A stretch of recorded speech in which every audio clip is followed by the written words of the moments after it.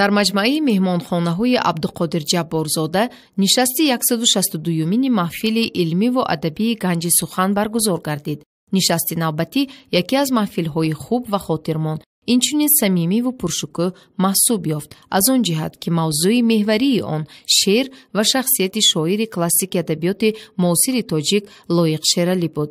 ای اصل دیوان غزل شاد آمدی شاد آمدی، نقدی دل و جان در بغل شاد آمدی شاد آمدی. بنیاد غمها سوخته جان مرا افروخته، بر قصد صد مکر و حیل شاد آمدی شاد آمدی. بگشاد زلف پرشکن بشکستی صد ارمان من، ای کان عیش بی خلل شاد آمدی شاد آمدی. از صفحه برگ گلت خواندم غزلهای دلت، ای شاهکار بی بدل شاد آمدی شاد آمدی. در عالم شور و مغل، در عرصه جنگ و جدل، ای در ملاحت بی مثل شاد آمدی شاد آمدی. در بزم گنگ و کورها، در خوان تلخ و شورها، کندوی سرشار عسل شاد آمدی شاد آمدی. بودم ز هستیم خجل، در چاه مانده پا بگیل، پیروز بر فوج اجل شاد آمدی شاد آمدی.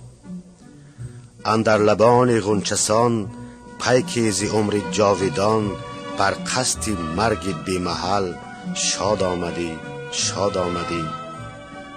با من دمی دوران بران، با من بگو با من بخوان، ای ارمغانی از ازل شاد آمدی شاد آمدی. маҳфилро роҳбари он доцент Саидумрон Саидов ҳусни ифтитоҳ бахшида, меҳмонони олиқадрро аз шаҳри Душанбе ва кулли ҳозиринро ба нишасти 162-юмини маҳфил хайрамақдам гуфт. аз ҷумла аз барномаи маҳфил, ки ба зодрӯзи Лоиқ Шералӣ бахшида мешавад, ёдовар шуда, аз муҳтавои суханрониҳои муҳими маҳфили имрӯза зикр намуд. онро раиси бахши суғдии иттифоқи нависандагони Тоҷикистон Аҳмадҷони Раҳматзод идома бахшид. کسانی که استاد لایق را دوست می‌دارند در تمام گوشه کنار تاجیکستان، برای استاد لایق، برای قدمشان،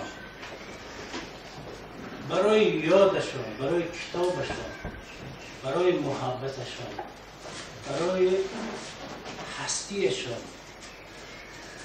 برای بقای سخن و بقای عمرشان، در یک گوشه دیه، در یک گوشه شهر، خانه را، مکان را آباد کرده رمزی نگاه می‌کنند. این هم در شهر کوچه، هم در پنجکی، در وادی زرافشان، در چند جا، هم در شهرستان، هم در ختلان، هم در کوه. این مجموعه است. این مجموعه اول مجموعه سینا نام داشت. با برادرای خود و فرزندان خود آقای عبدالقادر جا را آباد کردند. خلاص که اینجا هم بارها اهل سخن در این اتاقها، در این تالارها صحبت‌های بسیار عجیب داشتند. بسیار رمزی است که ما در عرفه زادروز استاد بزرگوار ما، کلاسیک ادبیات تاجیک، استاد لایق شیرازی اینجا صحبت دارد و من خیال کردم که چی خوانم برای اهل ذوق که اینجا آمدن و برای استاد لایق. کسانی هستند که هر یکشان عزیز، هر یکشان با استاد همنشین، شاگردان استاد هستند، دوستان استاد، قدردان استاد هستند که ما در هر سخنی این بزرگمردان، در هر رفتارشان، در وجودشان، در محبتشان، در چهرهشان، ما استاد لایق را میبینیم، تجسم بزرگی استاد را میبینیم، جاودانگی استاد را میبینیم.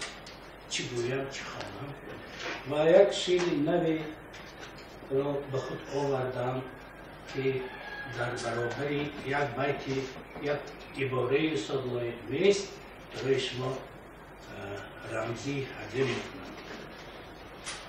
یک بار به غصه گریه کن یادم را، یک بار به غصه گریه کن یادم را، آن عشق بزرگ و روح آزادم را. این عالم بیشماره بی من تنهاست، این عالم بیشماره بی من تنهاست، دریا به خود یگان یگان آدم را.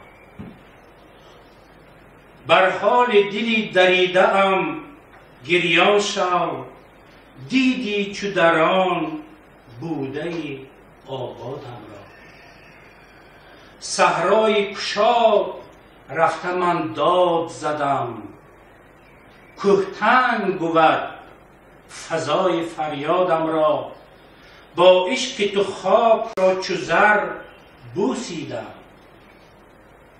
با عشق تو خاک را چو زر بوسیدم، تا قدر کنی حیاتی بربادم را. من با همه گل بروی تو خندیدم، تا شاد کنم جهان ناشادم را. هر روز چو جشن عشق شیرین دارم آینده، ببین تو روز میلادم را. من آب به تیشه زمین کن دادم، در کوه نشانده تختی فرهادم را. سیمی رگ من هزار سو خواهد رفت، بر پای کنم ستون امدادم را. و من به اکای عزیزمان عبدالقادر جبارزاده که هم خودشان اثر می نویسند هم در تحقیق ادبیات تاجیک سهم گرفتند، افتخارنامه راستی شعبه سعودی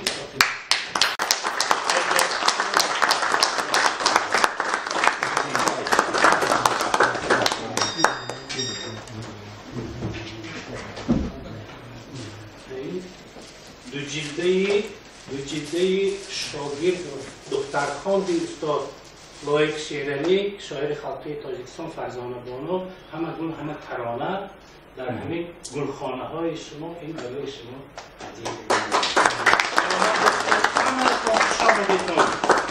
رئیس ولایت سو محترم رجب احمدزاده که ما در قلعه خوجند در احیای قلعه خوجند همراه استاد حاجی حسین موسی‌زاده در هیئت کاری بودیم و همه شما سلام و پیام خود را درود خود را رساندند و بر کار این محفل ما برار درخواستند.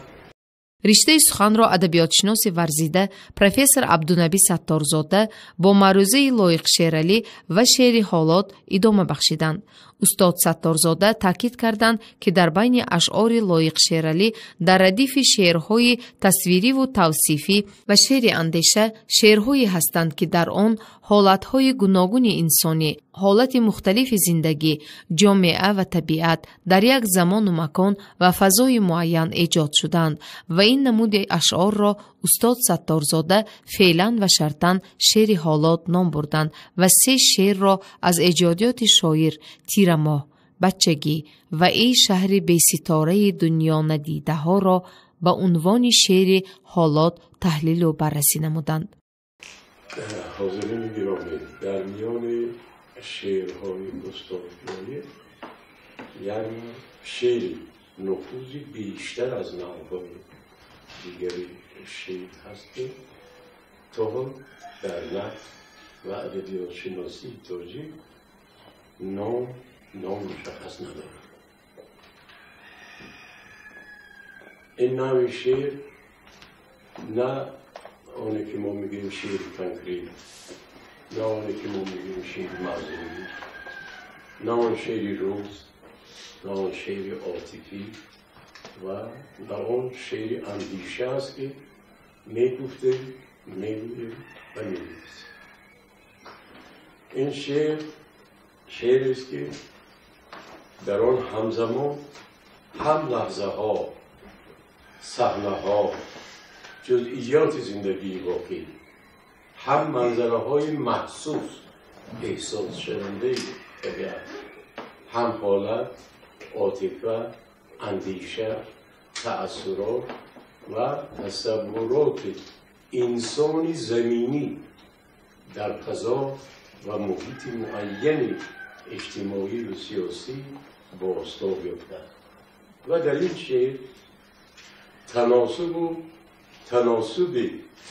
تصویرهای شاعرانه از روی ضرورت و تنها به تقاضای موضوع و در تناسب با طبیعت اشیای تصویر آفریده می شود. از این سبب یک شعر دیگر را تکرار نمی کنه. هر یک شعر شاعر، کدام شاعری که باشد، از جمله استاد زاید، یکش دیگرش را تکرار نمی کنه. هر شعر مکان دارد، زمان دارد، عنوان دارد و فضای پرواز دارد، اگر به اصطلاح استاد زاید بگیم، و از یک حالت معین، روحیه معین و احساسات معین درک میده. از این سبب این نوع شعر رو نمیتوان صرف یعنی تلک تنها به تاجیکی امروزه بگوییم تلک به شعر تنها به شعر عاطفی، صرف به شعر عاطفی یا شعر اندیشه یا شعر توصیفی یا شعر تصویری و یا هر یک نوع دیگر شعر جدا کرد، اگر گاهی هم چنون کاری کرده می شود در تحقیقات، در تحلیل ها، در نقد، در ادبیات شناسی، گمان می کنم که صرف به خاطر آسان گردانیدن درکی همون هدف و محدود نمودن دایره تحلیل و نقد و بررسی می باشد. ما این نوع شعر را فعلا با اجازت شما البته تا پیدا نمودن یک نام مناسب به این پدیده شعر حالت می‌دهیم. حالت نه تنها به معنای در اینجا مفهوم حالت نه تنها به معنای معمول لغویش در زبان ما که به دو معنی استفاده می‌شده، از جمله در فرهنگ زبان تاجیکی به دو معنی اول چگونگی، وضعیت، حالت، چگونگی، سلامتی و تندرستی، احوال. معنی دوم شادی، خوشی، نشاط، طرب، در تصور وجه، روبلندی، شو. و این معنی نی در اینجا ما استفاده میکنیم، بلکه به معنای شعری که در آن در برابر حالتهای گوناگون انسانی، حالت مختلفی زندگی، جامعه و طبیعت نیست در یک زمان، مکان و فضای معین بیان گردیده. برای تصدیق قضیه مذکور من تنها از آثار خیلی زیاد استاد زاید 3 شعر رو میگیرم برای شما. یکش تیرما. شعر معلوم از شما میدونید اکثریتتون اهل ادب و اهل چیز و هر بار من یک بار برای به خاطرتون آوردن بعضی بیت‌های اونها رو چی میگم. در این شعر تیرما دقت کنید شما استاد فقط جزئیات خاطرمان و منظره های این فصل تیرمای تاجیکستان را تصویر نمودن. آسمان تازه رو شد تیره رو تا کارا را گور کردن. پایه های خشک تخته به گل و به برگ ماندن. رفت زنها قد و قیمت آن گلی سیمین شد. سویشان سرخم نمی سازند دیگر تخت چینان. پشته ها اوریان شدند از سبزه های مخملی. گشته بی فریاد و تنهای و درخت و پرسکو. یخچه می بارد سحرگه جای شبنم ز آسمان. لانه بی صاحبی پرندگان در میان شاهسواران زار و حیران مانده. گزارش استاد خیلی پرمحتوا و مفصل بود. در این فرصت سرودی با متن لایق شیرالی خوانده سراینده ممتاز حسن حیدر طبع اهل نشست را باریده ساخت.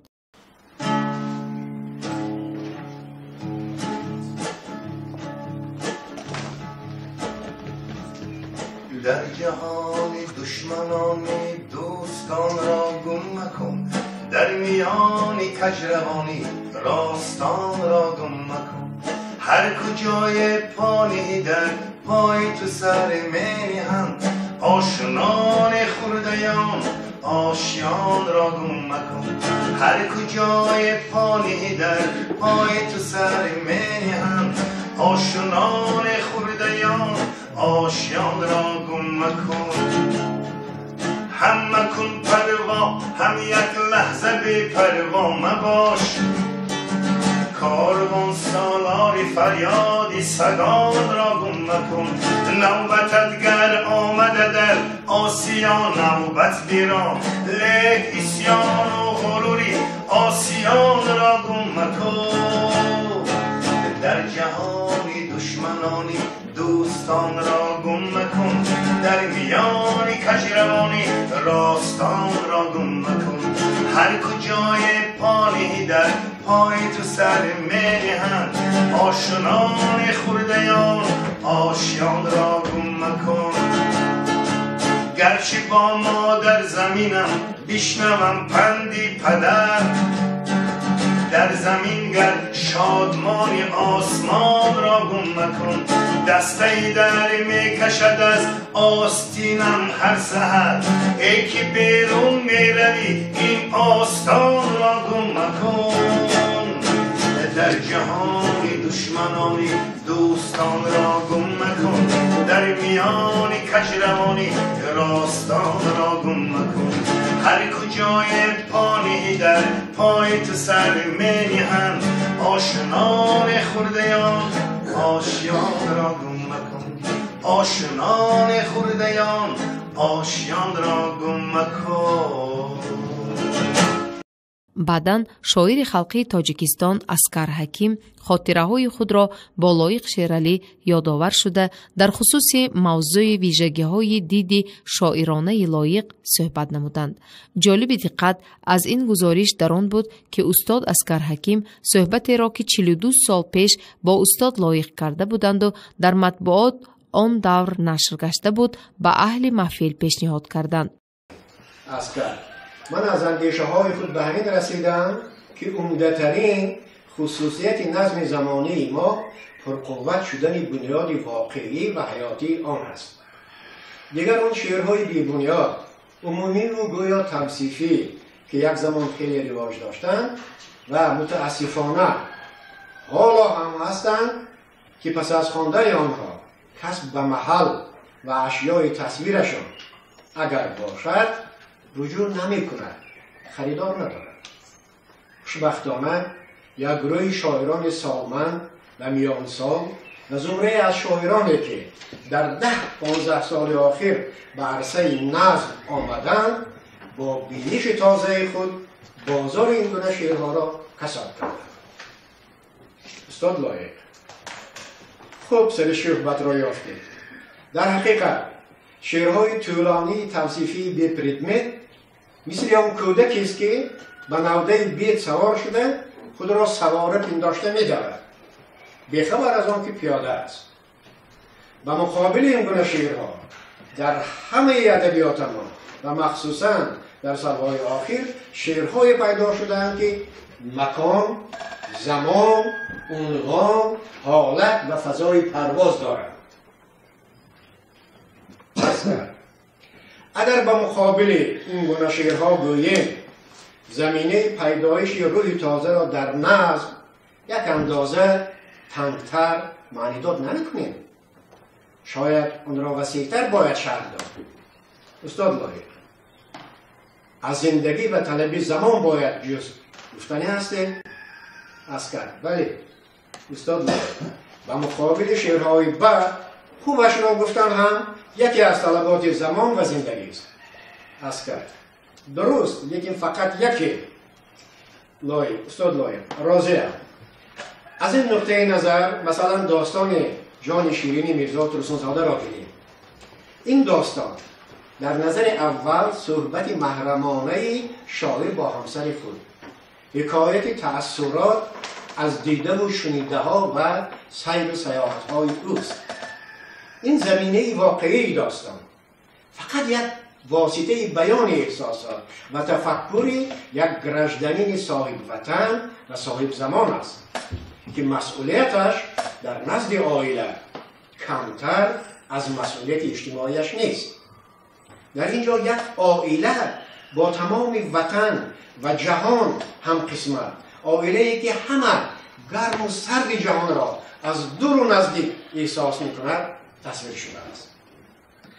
در پس هر بیت این داستان ما آدم زنده نفس‌های گرم او، تشویش و ترددهای او را می‌خوانیم. مثلا این بیت را گیریم: تا کنم تعظیم مثل پختچین، شارخط گردیده بر سوی زمین.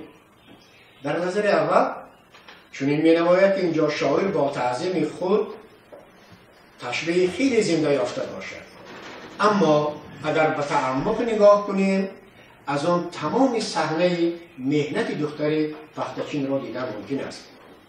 عسکر: بله، من از این گفته‌های شما چنین خلاصه برمی‌آورم که مبارزه برای شعر امروز از کی‌ها سر شده است. آره، اگر این مسئله فقط در سالهای آخر در مقاله‌های و تقریص‌های ادبیات شناسان و منقدان مورد گفتگوی جدی قرار گرفته باشد، در خود شعر این تکاپل خیلی بیشتر شروع شده است. دلیل این دعوا هم شعرها و هم مقاله‌های پرهیجان حبیب یوسفی است. یا مثلا قصه هندوستان را گیریم. در آن سالها در تنقید مقاله به درجه این سلسله که خود تازگی شعر را کشف کرد پیدا نشد و تا امروز هم به استثنای ذکر این یا آن خصوصیت غایبی، ماهیت نوآورانه و بدیعی آن، روابط داخلی معنوی، غایبی و شکل آن و درجه‌ای که ضرور است تحقیق نشده است. استاد لایر، بحث ما در سر زمینه حیاتی لیریکا بود. قصه هندوستان هم در آن دوره نوشته شد که ادبیات ما از شعرهای عمومی پر بود. بعضی شاعران هر سال درباره 1 می، 8 می شعر می نوشتند و هنگ همه‌اش چنین بود: خوش آمده ایدی فرخنده. شاید برای همین هم تنقید به چنین شعرها عادت کرده بود. عسکر: ببخشید لای، اگر شما گفتنی باشد که نظر ادیب از منقد وسعتناکتر است، این فکر اندک اصلاح می‌طلبد، چون که ذوق منقد هم و مانند ذوق شاعر در زمینه تنها یک ادبیات ارزش نمی‌یابد. اگر امروز منقد در تنگی چنین چهارچوبه مانده باشد، گناه از وی است، نه از همه منقدان. دریای سیر تا که چنین پهناور شود بیشتر از 620 سرچشمه آب میخورد. استاد لایر، تنقید ما حالا هم سست است، چه جای آن که سالهای بعد از جنگ. من میخواستم که تنقیدمان را مثل شعرمان بلندپایه بینم، ولی افسوس که حالا هم منقدان شعر خود را سری وقت در میان این همه شعر بافان و دعوای بزرگمنیشی داشتگان تقدیر نمی‌کنند. تقدیم به من محفلم نوشته بودم، همین محفل در نظر داشتم. تقدیم در محفل به دوستم عبدالقادر عبدالجبار زاده: کجا مردی است که چون عبدالقادر عبدالجبار است و مثل اوست کم مرده اگرچه مرد بسیار است. صفات پهلوان مردی کم اندر قوت بازوست که اصل مردی و مردانگی در شفقت یار است. به قعر چشم زیبایش تو گویی چشمه مهر است و لبهایش سخن چون نیشکر یا اینکه گفتار است. اگر بحر است قلب او همه لبریز گوهرهاست، اگر کان است قلب او پر از یاقوت شهوار است. سخن شیرین و صورت دلبر و سیرت چه دلجوتر، هماهنگی چنین در صورت و سیرت نه بسیار است. همه لافی جوان مردی زنند و اوست لب خاموش که گفتار از جوان مردی ورا نه حرف بازار است. از اینش هر کجا مردی و آیین جوان مردی است، و جان و دل ورا در حلقه یاران طلبگار است. چو ختم این سخن بایست این حرفم به لب آمد، نگهدارنده هر دو جهان او را نگهدار است.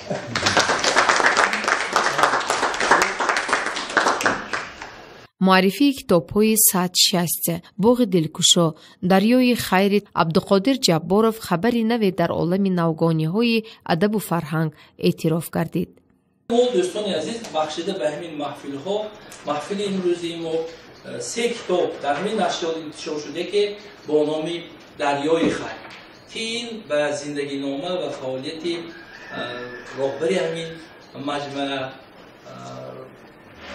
عبدالقادر جبارov بخشیده شده است. اینجا هم نگاشت‌های خودشان است، هم اندیشه‌های علمای دیگر و یک ارمغان خوب اگر شما در خاطر داشته باشید. چند سال مقدم یک کتابی این کس با نام روضه سعادت انتشار شده بود و موضوع مندرجه این کتاب واقعا هم جالب دقت و خوانندگان زیاد هم توسط اینترنت هم توسط خود کتاب خوندن.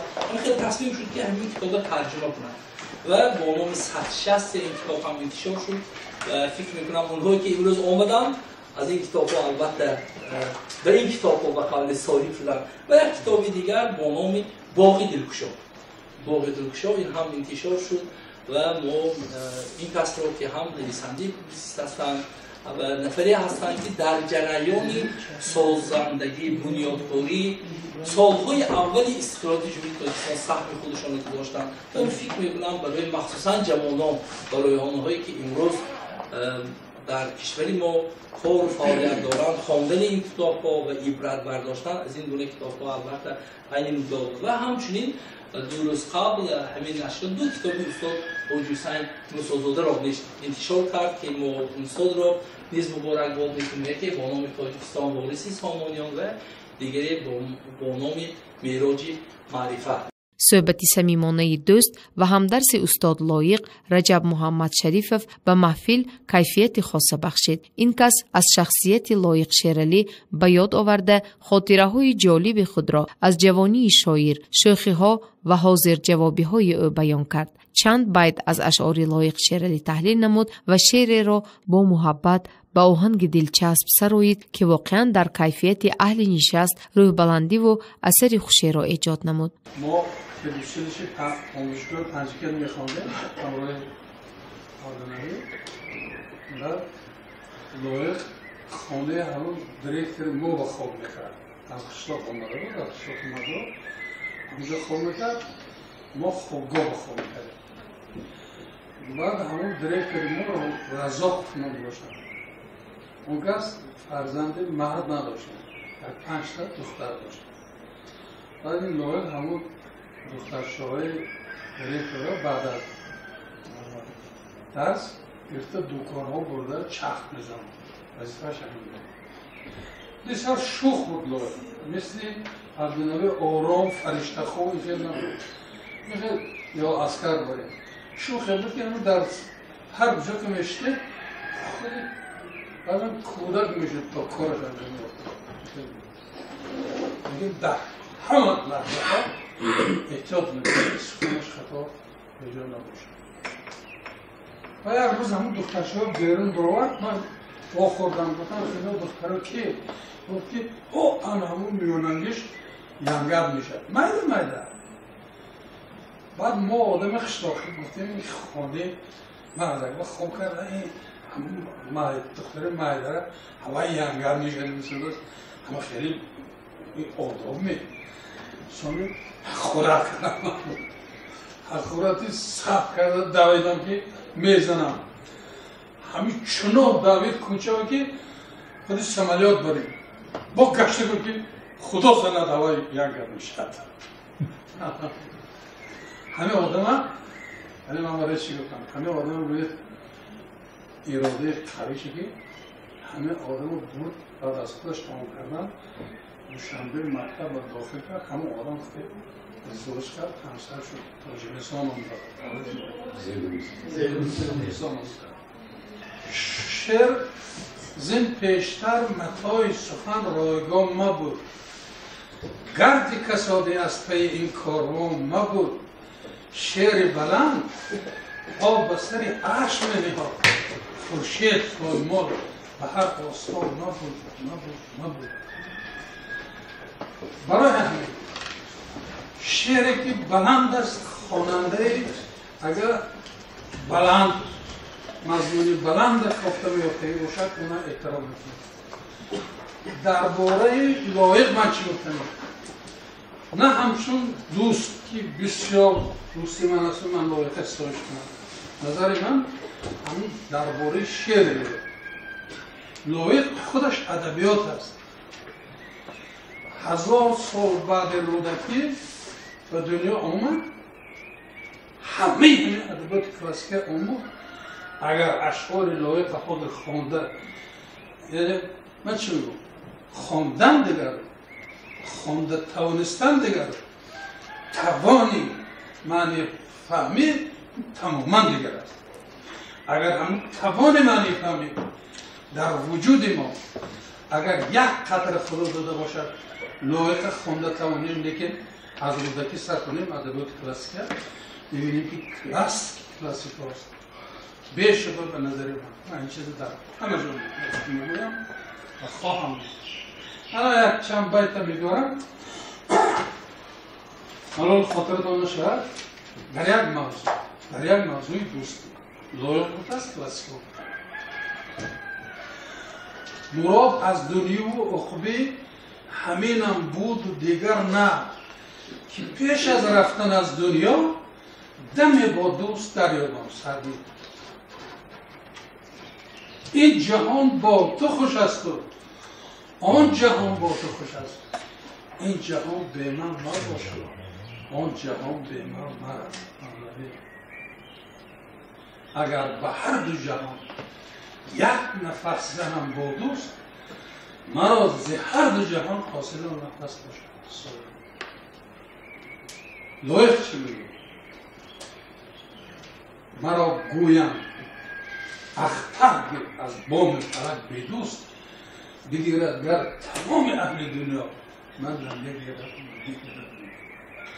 از همه بلند گفت فهما گفت در ترکیب هایی که همه شما میفهمیم همه میفهمیم و هر چند جستجو کنیم بلندش ما این کار کرده یعنی لایق برای اون که بها داده تمام خانیم میدوم در کوچه های زندگی شعر درباره زندگی است میدوم در کوچه های زندگی روز و شب ها از قفای زندگی هرچی میابم با صد رنج و علم